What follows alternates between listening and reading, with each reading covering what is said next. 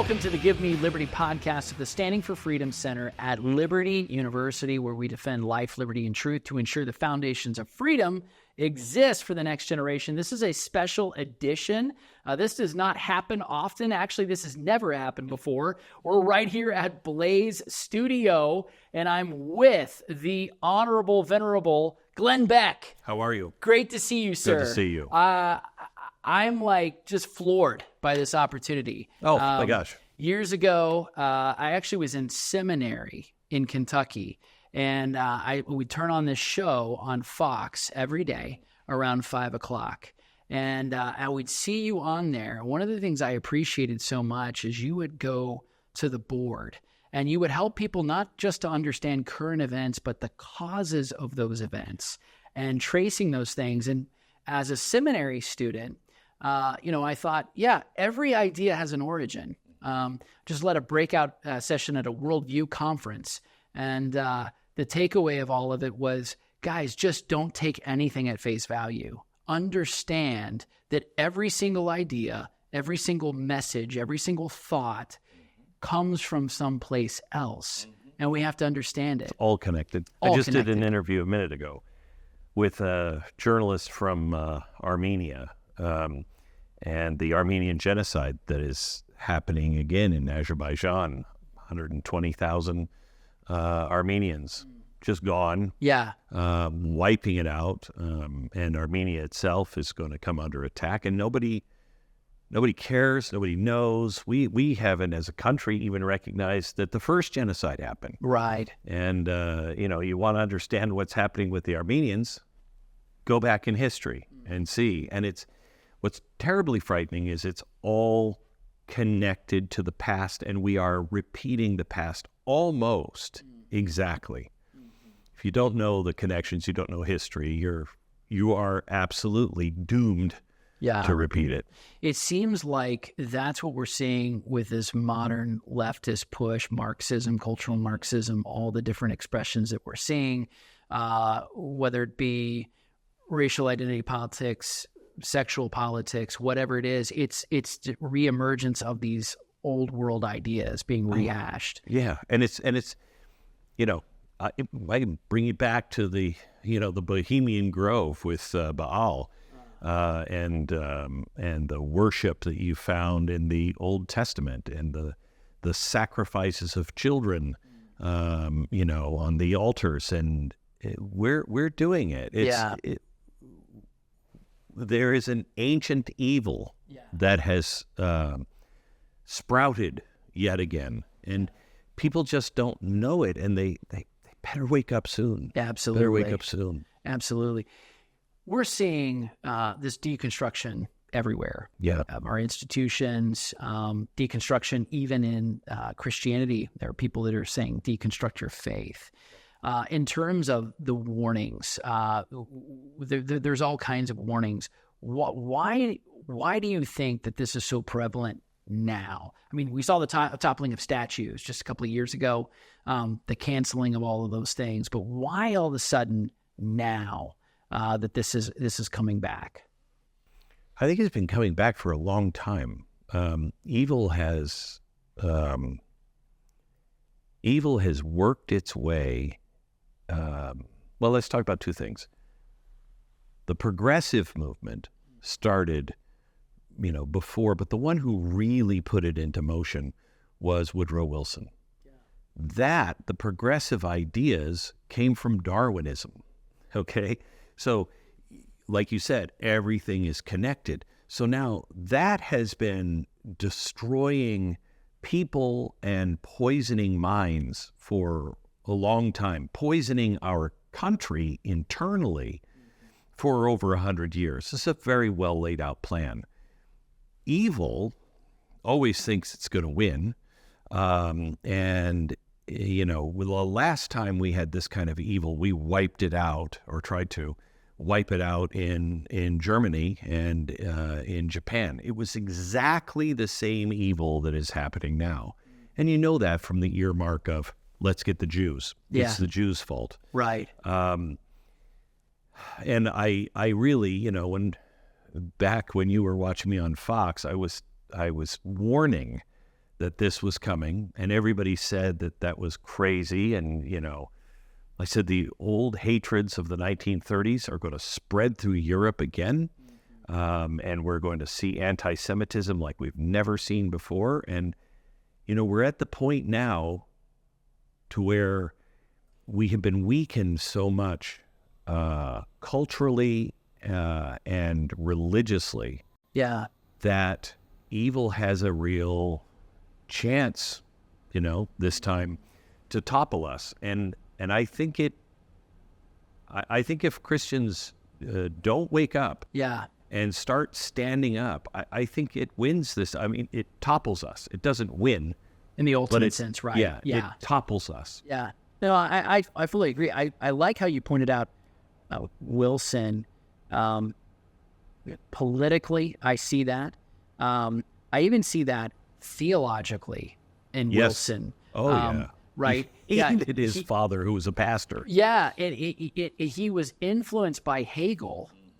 And this was carried over into his political philosophy, that he wanted to change fundamentally America. He was like the first Obama, actually. He was. Fundamentally change us from a system of checks and balances to be really what we are now. Well, yes. And reimagine this whole thing.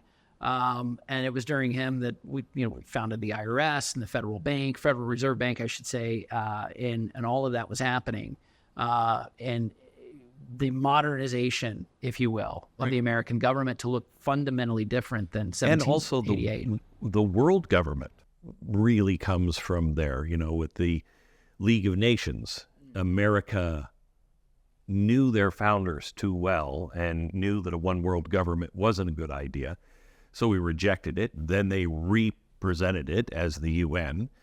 The UN has been working to thwart individual liberty and national sovereignty and borders forever.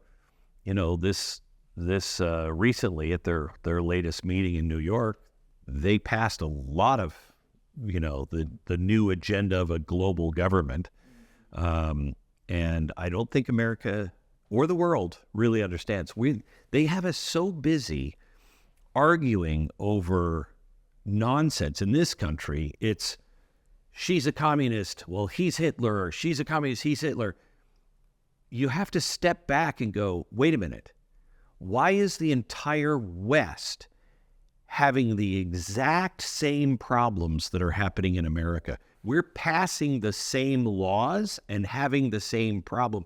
And it's all from these governments, each one sending all of these migrants in. Now, why is that happening?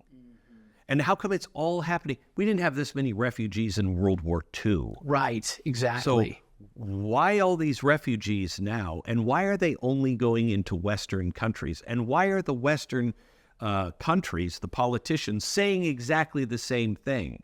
You don't get it.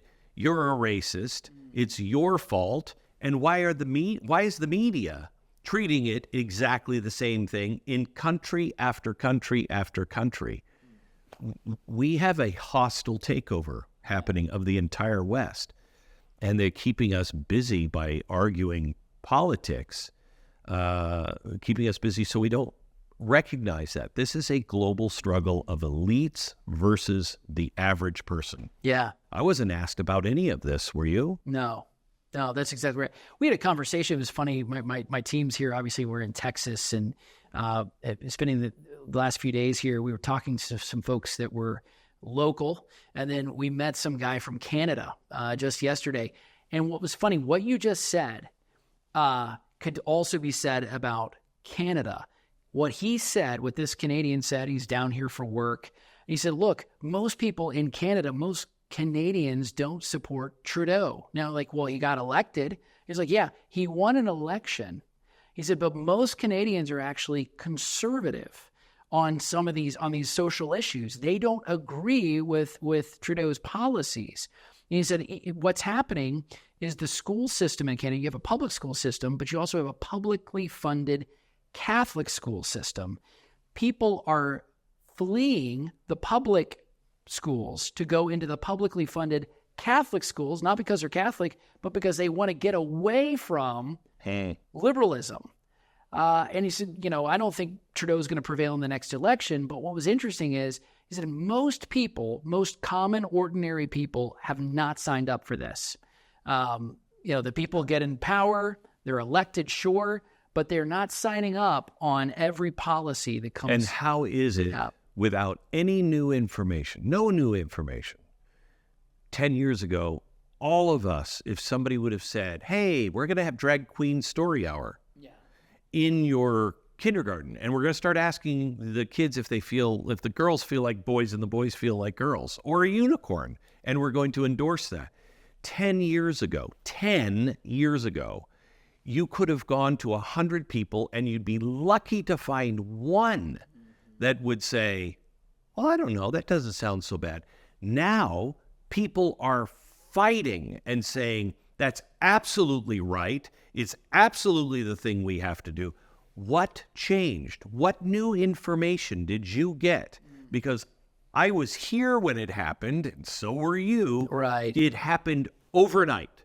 All of a sudden, it was like a big announcement went out that I didn't hear. By the way, we're letting everybody know, today's the day. It's cool to have drag queens in school. And you're like, wait, what? Yeah. When did that happen? It's really evil the way this is working. Yeah, it is. And what's interesting, so one of my friends, Megan Basham's written a book recently, Shepherds for Sale, but she discusses, there are certain Christian imprints and institutions, I'm thinking about Christianity Today, oddly silent. So it has a special kind of hearing when it comes to, say, the plight of the immigrant or something like that. But all of a sudden, it says nothing about abortion, says nothing about the transgender movement, right? Bizarre, right? I mean, it's extraordinarily bizarre, and all of our churches are doing it. Yeah. I know very few big churches. I know pastors that are doing it, but I don't know churches that are actually standing as one and saying, you shall not pass. We will not go along with you. When I was over in Auschwitz, this is 12 years ago, I had one of the righteous among the nations, a woman, she was probably 85, 90.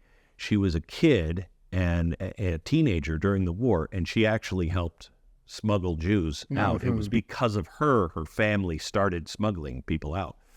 And I asked her, I said, what do we have to do to grow the righteousness inside of people? And she looked at me and she said, you don't understand. The righteous didn't suddenly become righteous. They just didn't go over the cliff with the rest of humanity. They remembered what was true. Yeah. So how many of us are, you don't have to do anything. You really don't. You don't have to learn anything new. No new skills required. You just remember what you've always known to be true. And if somebody says, well, that's not true, and I'm going to boycott you, or I'm going to whatever, fine. It is really beyond time that all of us realize the only work that matters is the Lord's work. Amen. And we had all better get among others and do his business, because this is the time you lose your soul. This is the time where if you're lukewarm, in America, we've never had to deal with this, really. It's always been a pretty safe place for Christianity. Yeah. It's not going to be very soon. You stand against this. Evil is coming in biblical proportions. Now, so I think is Christ, but evil is coming. And I just said on the air today something that my producer said, you told me 25 years ago that if you ever started talking like that, that we would be at the end. And I said, good memory. Yeah. Yes. Yeah. And I said on the air today, I feel like I have to stop talking about everything else, because the only thing that matters is your relationship with God and the Spirit. And if you don't have a relationship with the Spirit, you will not survive what's coming. So you're looking for a university that's perfect for you, a school that has anything you could possibly need. Anything? You want a place that has the programs you want to study, and maybe a few more, just in case you change your mind. I think I'm going to sign up for the fashion design program. All right. A place with state-of-the-art facilities. I mean, look at this campus. And who doesn't love big-time sports? And great recreational activities. Okay, now we're on a roll. Somewhere you can hike, slide, strike, shoot, climb, eat, and most importantly, eat. You want a place that takes you to space? Okay, maybe not, but we can teach you how to fly, or pastor a church, or run a business. And all that with a great view? Yeah, I think I know a place. You have to have that spiritual radar. Have to. Yeah. No, I totally agree. There's something happening in the younger generation. Of course, being at Liberty University, we obviously educate the next generation. You have Gen Alpha, who's coming up. Basically, there's 40 million Gen Z voting age right now. But there is this divide between the guys and the girls on spirituality, on patriotism. The guys are actually becoming increasingly more conservative. And interestingly, it's not just conservative like these are the bros, barstool conservatism. No. I mean, like Living it. And actually, even when I say that, it's trending even theologically, biblically. So you're seeing among young men. So how do you explain that? So I think that you're seeing this divide with wokeism. Men have been canceled. Young boys have been canceled by this current society, and they're looking for answers. It's real for them. They're homeless. So I think that you're right on that. May I give you an alternative, or maybe and also? Mm-hmm. I think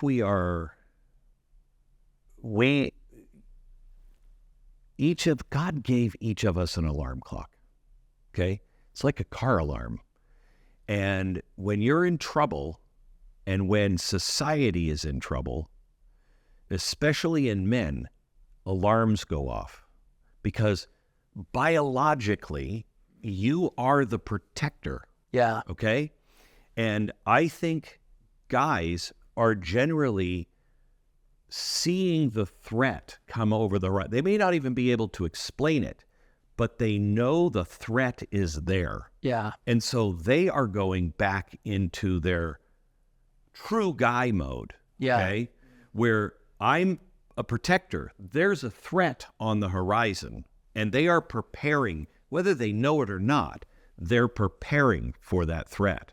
Women, until they really have been demonized enough, because men have been demonized for a long time, but women are being erased. Right. Okay? Erased. And when the women start to understand, oh my gosh, this has been a giant game, they'll wake up.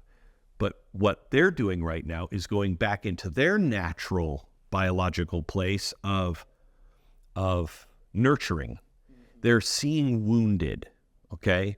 And they're being taught, all these people are wounded. All these people are outcasts. All these people, you have to stand with them and help them and be kind and gracious and be anti-racist. Right. Okay?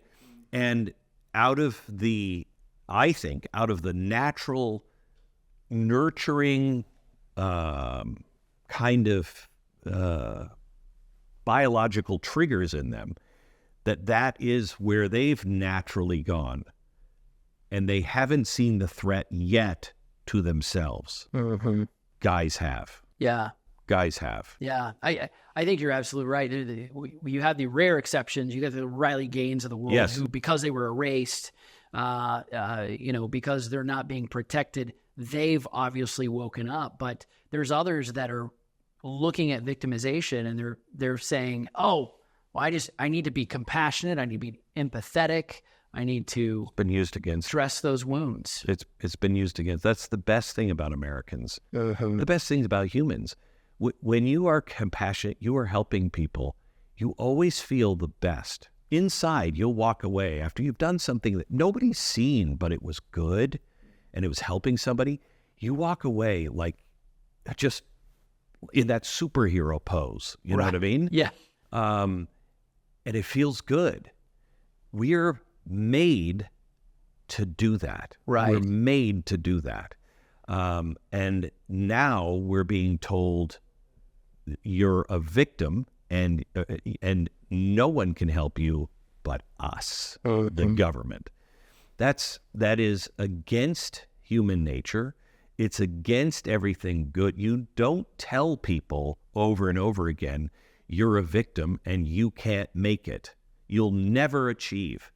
Who would say that other than the author of chaos? Yeah, no, that's exactly right. Since 1971, Liberty University has had one mission: training champions for Christ. We've been at this for a while, and in the shadow of the Blue Ridge Mountains, we have grown to be a global force. Today, Liberty runs over 100,000 students around the globe, studying across 15 colleges and schools. And, among them, over 30,000 military students. Across 700 programs of study, we train as one: nurses, artists, business leaders of the future and today. Together, we work to give back through service trips, local community work, and over 500,000 volunteer hours per year. And we play just as hard as we study, with 20 NCAA athletic programs and 40 club sports teams. So, who are we? We are Liberty University, and we train champions for Christ. That's exactly right. One of the things I got to point this out, this is not on the video, but I'm blown away just by all the art that you have around here, and then the paintings that you've done. There's a beautiful painting of Orson Welles. You obviously care about art. You care about beauty. Yeah. There's a lot that's communicated in that. I took my kids, my wife and kids. We were just up at the National Gallery in Washington, D.C. Monet, Renoir. You look at all of these famous paintings. They're doing a French exhibit right now on Impressionism. And there's so much there.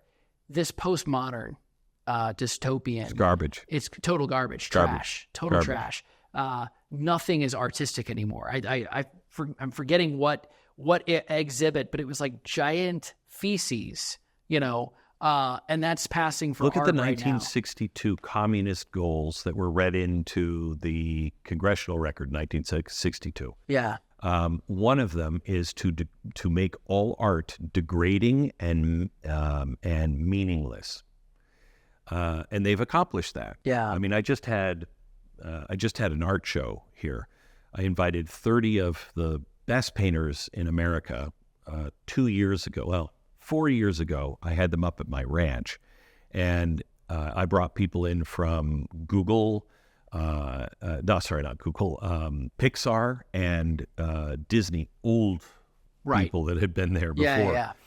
The guy who did the Beauty and the Beast and the Little Mermaid, he was in charge of the story.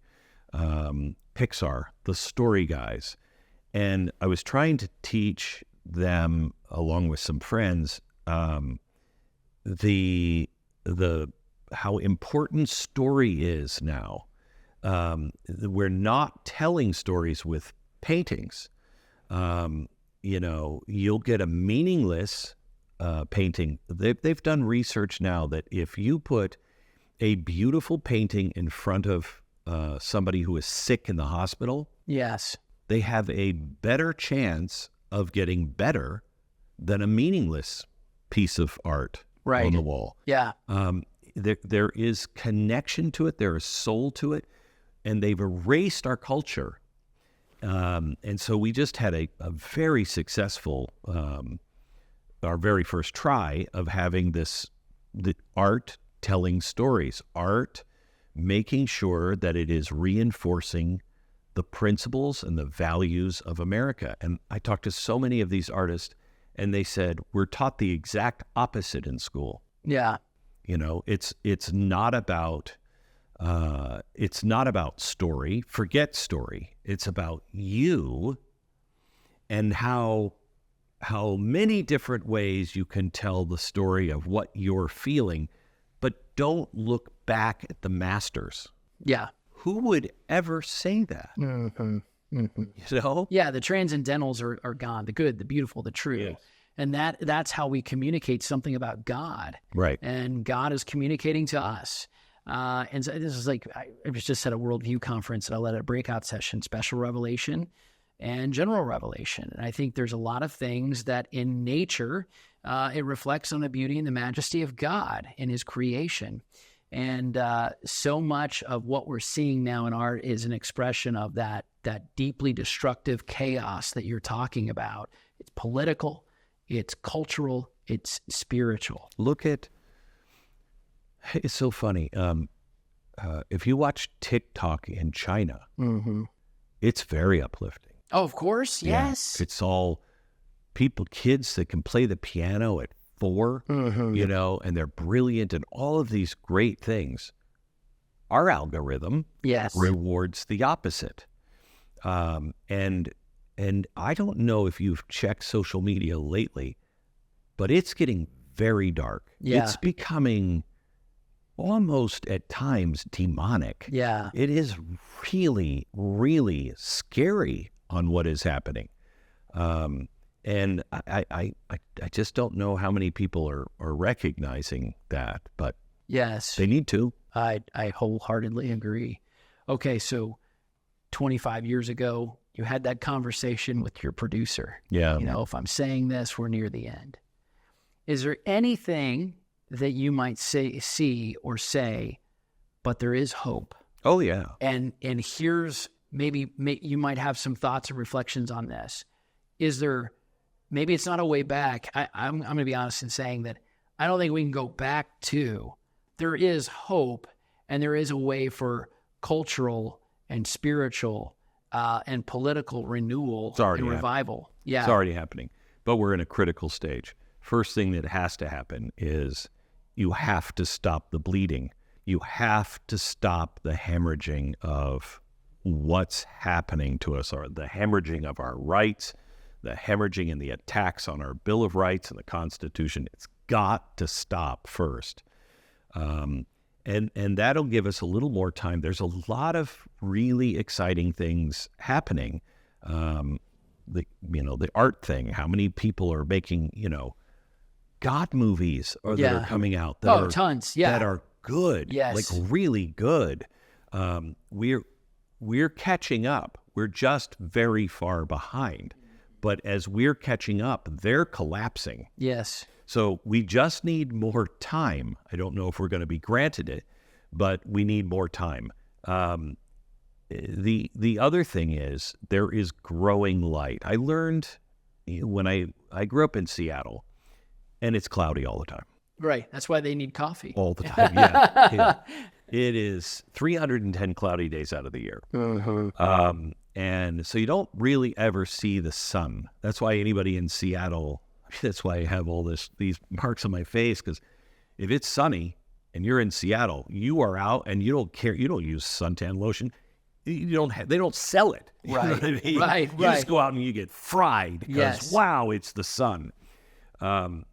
And I moved to Phoenix, complete opposite. And I remember one of the first days I lived in Phoenix, it was in the summertime, and it was so bright. And I stood outside. I think people thought I was, I don't know, drunk or high or something, because I was just doing this with the shadows on the ground. Yeah. Okay? Because it's completely defined, It's not just a shadow, it's defined. Mm-hmm. And I realized then shadows can only become dark when the light is at its brightest. Yeah. So the light is growing. We may not see it, but the light is growing, and it's going to get brighter and brighter and brighter. And there are people turning to God all the time. The last piece of, and this is going to sound pessimistic, but it's not.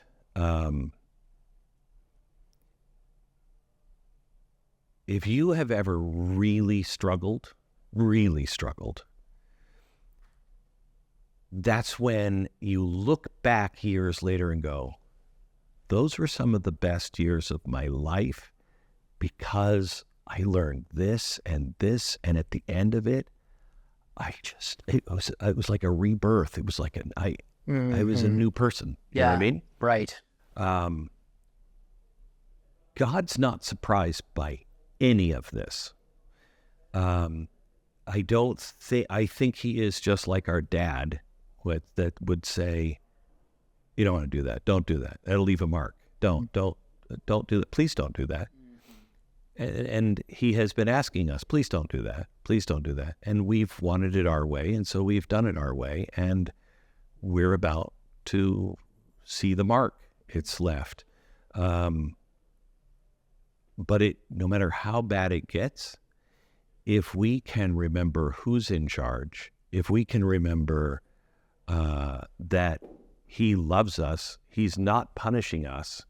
We've punished ourselves because we ran into the plate glass window and he said, the door's closed, don't run in the kitchen. It's all going to be for our good. It's all going to be for our good. And gosh, I can't believe I'm here finding hope in this kind of stuff, but I really, truly feel hope in,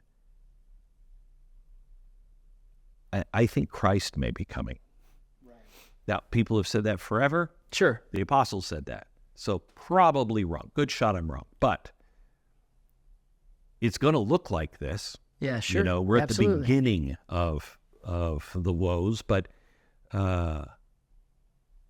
if it is, what an honor to be alive today. Living in these times, yeah. What an honor to be in his, even if it's not those times. We're fighting evil like we haven't seen in over 100 years easy. And we get to find out what's in us, who we really are. Yeah. That's cool. Yeah. That's cool. I totally agree. Glenn, I love what you said about, people who've struggled because, I think about my own life and my walk with the Lord, but I also think, people who have walked in those seasons of brokenness, they know what true humility is because they've actually had to go through and beg God for forgiveness. And they know who God receive is. It. Exactly. And there are a lot of guys, it's like if you've not been there and you've not experienced that or faced that, you don't really know what true forgiveness looks like. Correct. And then you don't know how to be fearless because those people who've gone through that, they are fearless. That's why dictators always try to wipe religion out first. Yeah. Because it's the people who have deep testimonies, real testimonies, and deep faith. What are you going to do to me? I know this is temporary. I know who I really am. Not Glenn Beck, but who I really am. You're misguided. I'm not playing your game because I'm not afraid. When you have no fear, the other side is riddled with it. That's right. Yeah.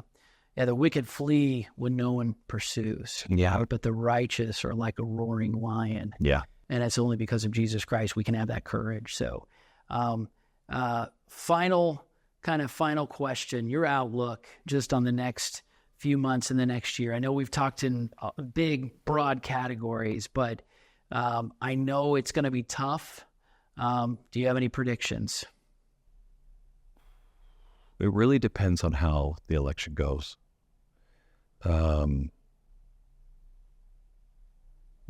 Dickens had my prediction.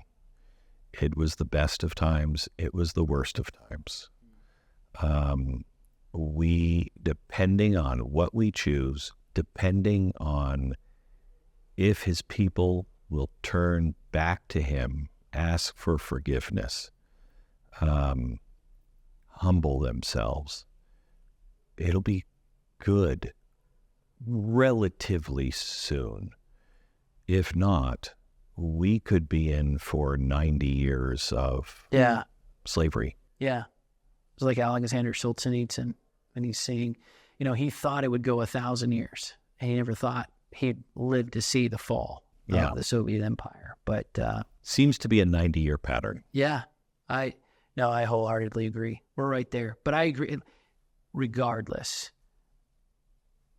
I think these are incredible times to be alive. This is our opportunity. It really is. We get to the other side, we'll have recollection of this. Mm-hmm. You know what I mean? That's right. We get to the other side. I think if we really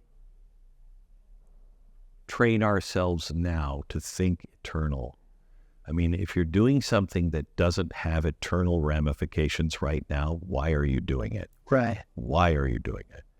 There's no good answer to that. Do the things that are eternal now. But we can get to the other side, and we may see who we could have been, but if we really tried and applied ourselves, it'll be all right. Yeah. I could have been that. I wish I would have. But if we don't apply ourselves, we'll get to the other side and see who we could have been, who we promised we would be. Yeah. And I think we will be.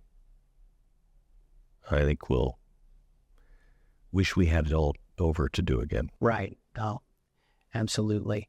I want to thank you so much for being our host, allowing us to come to your studio. Oh my gosh, to interview you're welcome you anytime. And to come on our podcast, and really appreciate what you do and standing for truth and to communicate that in such a clear way. Thank you for joining the Give Me Liberty podcast. Thank you. You're welcome anytime. Hey, did you find this helpful? I hope you did. Please like and subscribe, share with a friend, and also go to standingforfreedom.com where you can find more content, articles, podcasts, and our Theology of Politics series, all at standingforfreedom.com.